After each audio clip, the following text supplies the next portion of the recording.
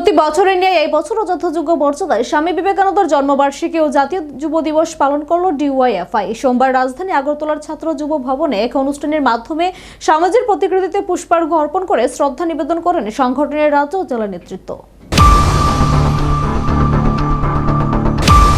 স্বামী বিবেকানন্দের আদর্শ এবং শিক্ষাকে পাথেয় করে যুব সমাজকে দেশ গঠনে উদ্বুদ্ধ করার লক্ষ্যে আজকের এই দিনটি পালিত হয়। সকালে ছাত্র যুব ভবনে আয়োজিত অনুষ্ঠানে সংগঠনের শীর্ষস্থানীয় নেতারা বিবেকানন্দের প্রতিকৃতিতে মাল্যদান করেন। অনুষ্ঠানে উপস্থিত বক্তারা স্বামীজির দর্শনের বিভিন্ন দিক তুলে ধরেন। বিশেষ করে বর্তমান সময়ে যুব সমাজের মধ্যে আত্মবিশ্বাস জাগিয়ে তোলা, চরিত্র গঠন এবং মানব সেবার গুরুত্ব কতটা অপরিসীম সে বিষয়ে আলোকপাত করা হয়।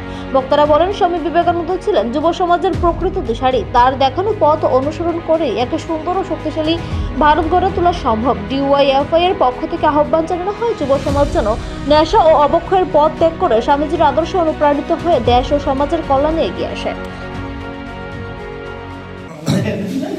কমরেডস, আমরা এই যুব দিবসে আমাদের দেশে জন্মগ্রহণ করা মহামানব স্বামী বিবেকানন্দের জন্মের 164তম জন্মদিবসে আমরা সামিল হয়েছি ওনাকে শ্রদ্ধা জানানোর জন্য।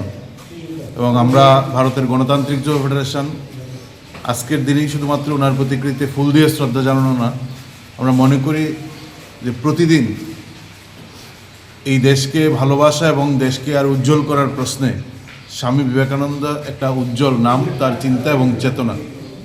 আজকের দিনে দাঁড়িয়ে গোটা ভারতবর্ষে যে বিভৎসতা চলছে, এরকম একটা পরিস্থিতি স্বামী বিবেকানন্দকে স্মরণ করা এবং স্বামী বিবেকানন্দের চিন্তাধারা আরও বেশি মানুষের কাছে নিয়ে যাওয়ার অতি গুরুত্বপূর্ণ দায়িত্ব হচ্ছে বামপন্থী ছাত্র যুবদের।